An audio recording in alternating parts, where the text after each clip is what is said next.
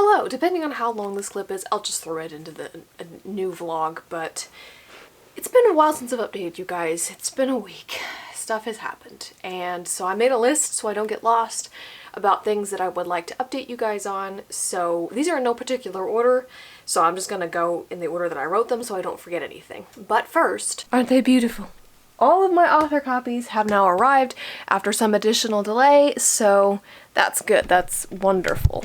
And now I have completely messed up where I had this camera before. Okay, that's good enough. So, all author copies are here. I have no orders that I'm waiting on anymore. I have an order of books that I put in, of books that I was waiting to buy. I think I spoke on them in a previous vlog, and they were just taking too long to come out. I wasn't sure when the actual publication dates were. We got it figured out now. So first thing, my library copy. I did donate my copy of Lightbringer to the library.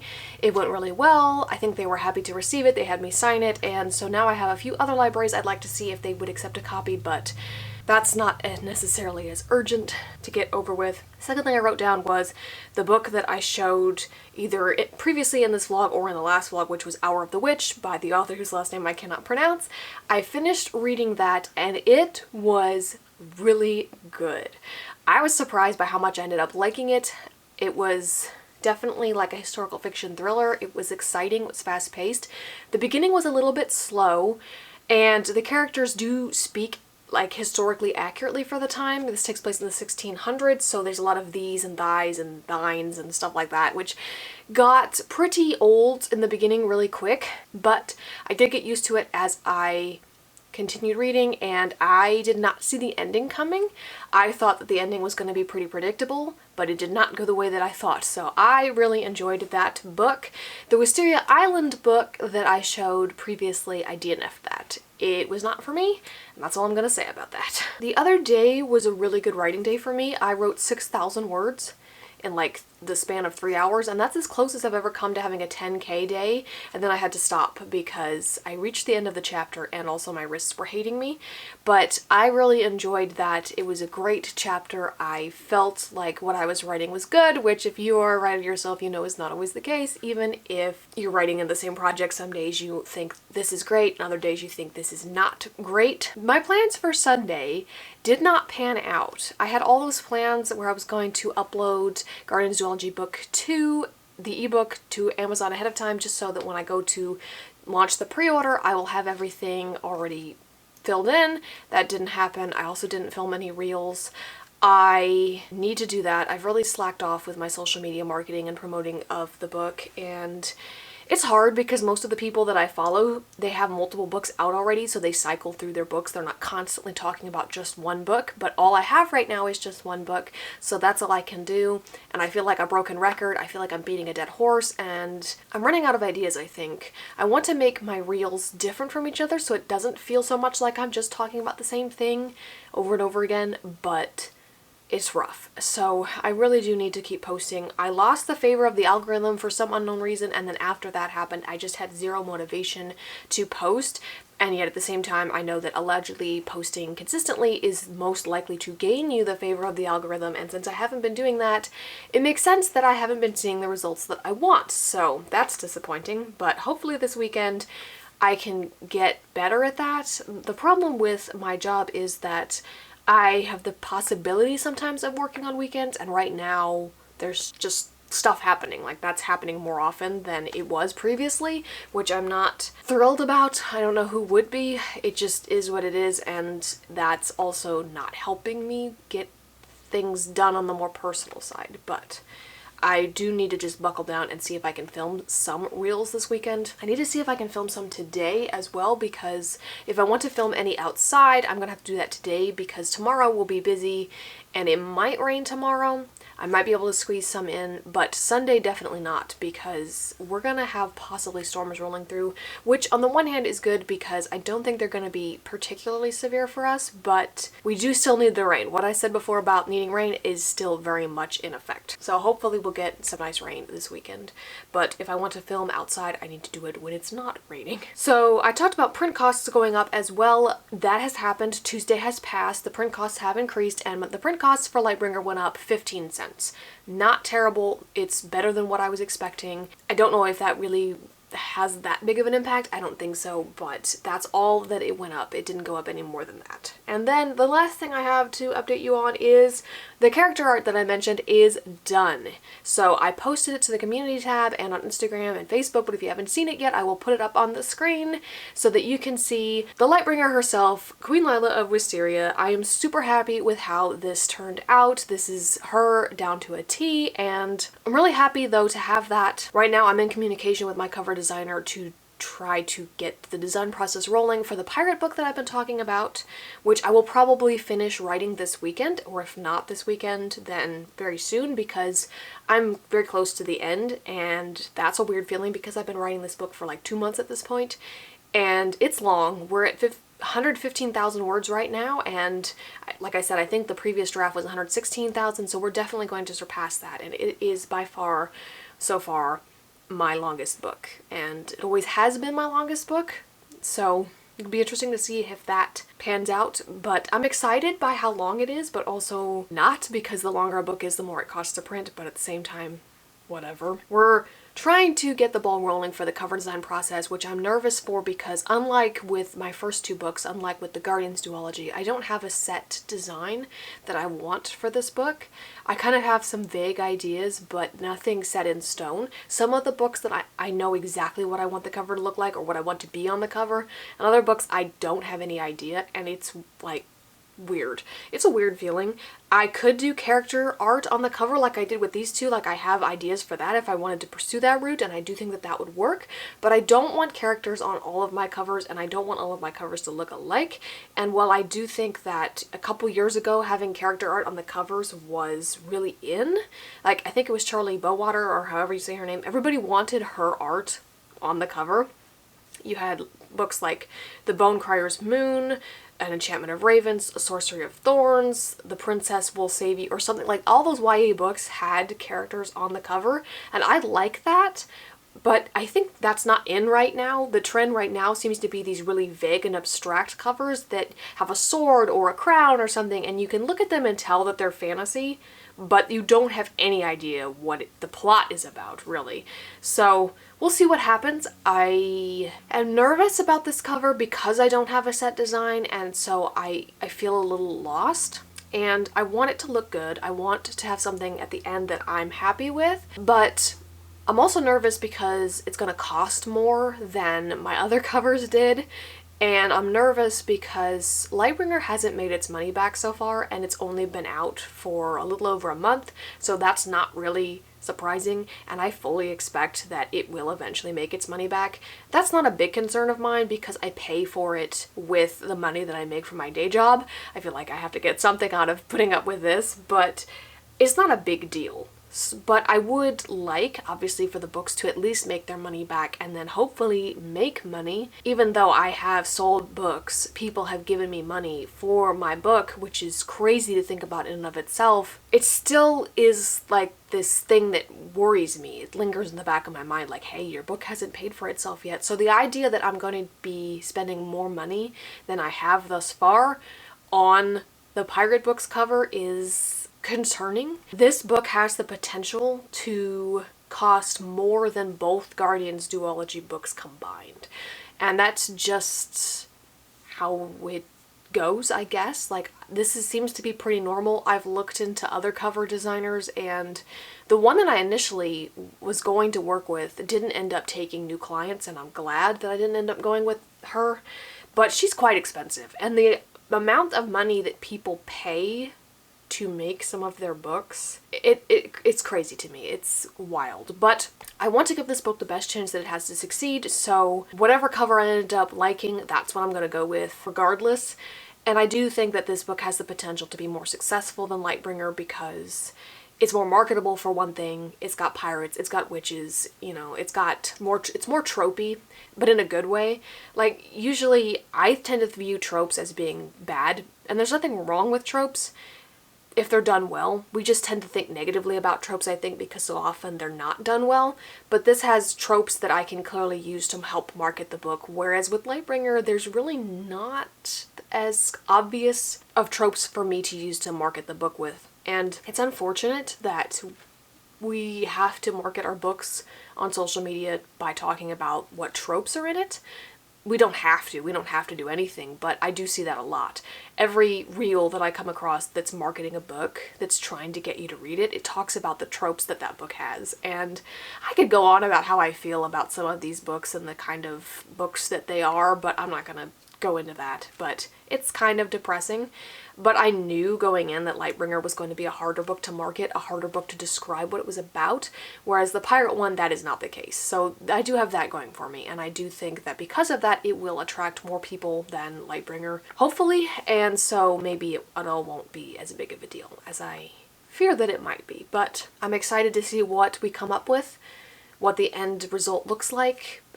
I think because it's a mystery, because I don't know what I'm going to have in my hands at the end, seeing the end result once I have it will be not necessarily more exciting, but certainly a different experience from what I had with Lightbringer, because I had that set design in my head. It was just a different sort of exciting seeing that brought to life, knowing what you were going to get out of it, and then finally being able to see it, than not knowing for sure what you're going to have at the end.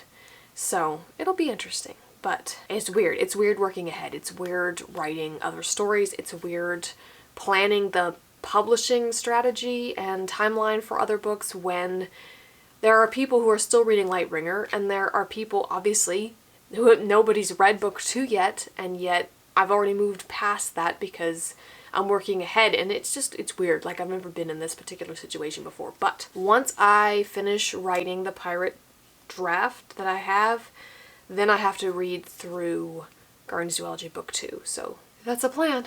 It's all a lot, but this clip is a lot. I think it is definitely going in a separate vlog. Now I need to export the other vlog that I did not quite finish editing yet because I wasn't sure if this clip was going into it, and then get it uploaded, which I always leave until the last minute for some reason. One day I will learn. Not today. Hello, so today I should be getting some mail. Hopefully my books that I ordered should come today, as well as a package that I ordered that I'm very excited for. It was originally scheduled for Monday, now it says it's coming today, so we will see. My hardcover copy shipped early, so it's now estimated on Monday instead of Tuesday, and I'm very eager to get my hands on that. I just took a couple copies of Lightbringer to a local shop that said that they would sell it for me. They sell books written by local authors about a variety of subjects, mostly nonfiction. Mine is fiction, obviously. And it's YA fantasy right now and not historical, which would fit in better. But I was so humbled that they would do that, and so I took 4 copies to them because that's how much they said they wanted to start out with. So we'll see what happens. I don't expect anything really to come of it, but if you don't try, you never know. So yesterday I wrote the big climax chapter in my pirate book, where you have like the final showdown with the villain and everything. So now I just have one more chapter left to write, which I will write today, and then we have the epilogue and we're done. I checked and I realized that I was wrong. The previous draft apparently was only 112,000 words, and we're already at 119,000. So we've already exceeded that, and I, for the life of me, don't understand how that happened. There are so many scenes that I took out because they just didn't fit anymore, and I didn't think I added that much, especially because I took out way more in this book, I think, in between the different iterations of the draft than I did with Lightbringer. But that's crazy. Also, I have to keep in mind that by the time you're watching this vlog, hopefully if I get it done in time, it will be Saturday. So my newsletter subscribers got to see the cover reveal for Guardians Duology Book 2 on Tuesday. So that happened. I'm hoping to release the cover publicly very soon. So keep an eye out for that. I feel like I had a lot more than I planned to say, but it's really nasty outside. It's muggy. It's just, you go outside and you instantly start sweating, and I hate that, and it's gross. Luckily, I don't really have anywhere to go today except later, and it's going to be indoors, thankfully. I just ran to the library and picked up some books, and I'm super excited to read them. The one I'm reading right now isn't going so well, so I just want to hurry up and get through it. It's funny that I've seen a lot of reviews that hate this book, and they specifically mention the last sentence. And so now I really want to know what the last sentence is, but I'm going to make myself read through the whole book to get there because I think that that would really give me the full effect. And I just don't understand what the last sentence could possibly be to make people so angry, unless it's one of those "it was all a dream" things. So I don't know, but we'll see. and I'm excited to read the books that I got from the library. The book mail should be coming today, but because I bought those, I can read them at any time. They're not due back within a certain time frame. So yeah, I think that's all I have for you guys right now. I'm definitely going to finish the draft this weekend, which is wild to think about. I've been doing this for 2 months, writing this book for 2 months, and now it's almost completely done. And then I gotta immediately pivot and do a read through of Guardians Duology Book 2. I'll be so happy when I can say the title. And then I'll have to do a read through of the pirate book and then start planning to write the prequel. So it's a lot. Hello, I'm an idiot. So let's get the bad news over with first. I have here in my hands a proof copy of the hardcover edition of Lightbringer, and I'm not going to show you the character art inside because I just posted about this on Instagram. My cover artist and character artist reached out to me on Instagram and told me that I do not have commercial use for these images, I just have personal use, which I was not aware of, and that means that I'm not allowed to put them in here. This was completely my fault. I didn't do my due diligence. I just assumed that because I paid for it, I could use it for whatever I wanted, and assumption is basically the bane of my existence. I'm always assuming things and then being bitten for it later. So I'm only mentioning this because I'm pretty sure when I shared the character art, I told people that I was going to put it in the hardcover editions, and that is not the case because I was mistaken. I should have been more clear when I commissioned the artwork what my intentions were for the art, what I wanted to do with it, and I didn't do that. So she told me, basically because of the misunderstanding, that I could keep the art in, and I decided to remove it anyway because I was going to do the same thing with my other artwork of Felix in Flameseeker, and I don't want to rip anybody off. I don't want to do anything that I'm not allowed to do. This was completely unintentional on my part, so I just removed it. Unfortunately, I am not currently able to update my files on Amazon. As soon as I get the email telling me that I can, I will do that right away, but I just wanted to mention this because there will in fact be no character art in the hardcover editions. What there will be is special formatting on the chapter pages, and there's also a playlist in the back of songs that inspired the book that I wanted to share with people just in case they're writers too. It could inspire your writing as well, or you might just find some songs you like. So there will be no character art in the hardcovers, but I just wanted to let you guys know that because I'm pretty sure I talked about it before and now things have changed. So other than that, I'm really happy with this. There were a few tweaks that I needed to make to it, but that was it. I love the way that it turned out. I love the feel of the pages. This is obviously a higher quality than the paperback, which that's the way it is with normal hardcovers that are TradPub anyway. So that's what's going on with that. I can talk about book 2 now. I didn't realize that when I was filming the previous clips, but by the time this vlog comes out on Saturday, the title reveal will have already been done. So yes, book 2 in the Guardians Duology is called Flameseeker. I had the cover reveal earlier today for newsletter subscribers, and I'm going to publicly show the cover when the book goes up for pre-order so that you can go pre-order it right away if you want to. There is going to be something with the pre-order. I don't know if I've talked about this yet or not, but Ingram Spark has changed something to where as soon as you enable distribution and somebody orders your book, they will start printing right away. Well, you have to enable distribution to get the pre-order set up, and if you don't have the final file uploaded at the time you do it and somebody pre-orders the book, they could get a copy that is not the final files that contains spelling errors or typos, which most authors don't have the final file ready when they do pre-orders. I don't. I'm still waiting to get the proofreading, proof fixing mistakes done. So what I'm going to do is when I have those back and I've made the edits and everything is the way it's supposed to, then I will upload Flameseeker to Ingram Spark and we will have the paperback pre-order up. It will probably only be up for a month instead of 2 months, but the ebook pre-order will be up the entire pre-order campaign time frame. So the paperback probably won't be available for pre-order until about a month before release. That's just the best that I can do in terms of also still having a paperback pre-order option, but ensuring that nobody gets a copy that is less than what it should be. So that's the news with that. I'm super excited when it comes time to reveal the cover for Flameseeker, because as much as I love the cover of Lightbringer, Flameseeker is one that I love even more. I also finished my Witchy Pirate YA fantasy draft. It's done. It came in at around 123,000 words, which is insane. It is by far my longest book yet. For reference, Lightbringer was 109,000 words and Flameseeker is 94,000. I expect that this amount will go up. For one thing, the back matter is not included in the draft yet. Now that's not part of the manuscript, it's not part of the book itself in terms of the story, but it does go in there and it does add to the overall page count and word count. But I also need to go back through and add description scenes at the beginning because I hate writing descriptions. It's my weakness. I fully and openly admit that. And when I'm writing a scene, I don't want to be like, what does this room look like? And stop for 15 minutes while I figure it out because it just interrupts the flow of the narrative. So when I go back through and I do my read through, I will add in the description scenes then, which I don't expect to add too much to the word count overall, but it will make it bigger.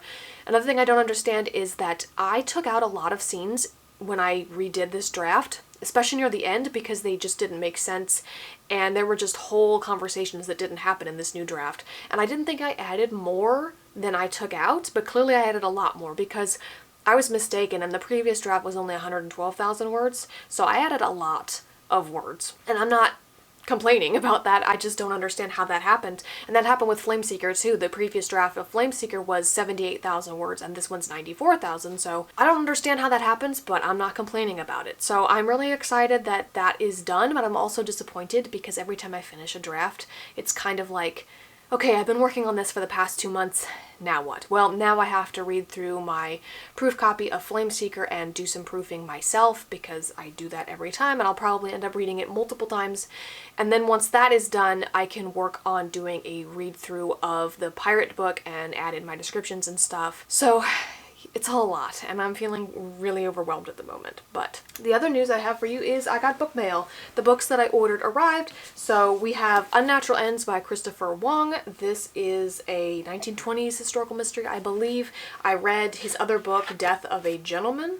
I think that's what it was called, and I liked it, so I'm eager to see how this turns out, and I really like this cover. This is the one that I was waiting on the longest. I decided not to order the other books until this one came out so I can combine them and get free shipping, but I have that now. We have Playing It Safe by Ashley Weaver, which is the third book in the Electra McDonald series, which takes place during World War II and follows a woman whose family are like lockpickers. Her uncle, I believe, is a locksmith, and during hard times he has used his talents for more nefarious purposes. So I really liked the first one. I liked the second one a little bit less, but I enjoy it. These are cozy mysteries, and I'm eager to see where this book takes the rest of the series. And last but not least, we have The Fourth Enemy by Anne Perry, which is the latest and final Daniel Pitt mystery series. Daniel Pitt is the son of Charlotte and Thomas Pitt, whom have their own series. I own all of those books. I really enjoyed them. I love those characters, and I like them a bit more than this series, but this is still good. And unfortunately, this will probably be the last Anne Perry book we ever get because shortly before or after, I can't remember, but around the time that this book actually came out, Anne Perry unfortunately died, and so we won't get any more Anne Perry books. And Anne Perry was one of my favorite authors. I love her historical mysteries, and I can always reread them. And I haven't read all of the William Monk books yet, but it is sad to know that this is the last one and we won't be getting any more. But I have it. I don't know when I'll get around to reading any of these books, but I finally have them. Right now I'm reading The Diamond Eye by Kate Quinn, which tells the real-life true story of this woman. I cannot pronounce her name because she was born in what is now Ukraine, and she became a sniper during World War II. She was a librarian, she was a history student, and she goes from being a bookworm to the world's most deadly female sniper. And I just think that's incredibly interesting, and so I'm enjoying it so far. I'm not quite halfway through with it yet, but I do have to say that if you follow me on Goodreads, then you will see that I read The Island by Natasha Preston, I believe. This was a thriller. Do not read this book.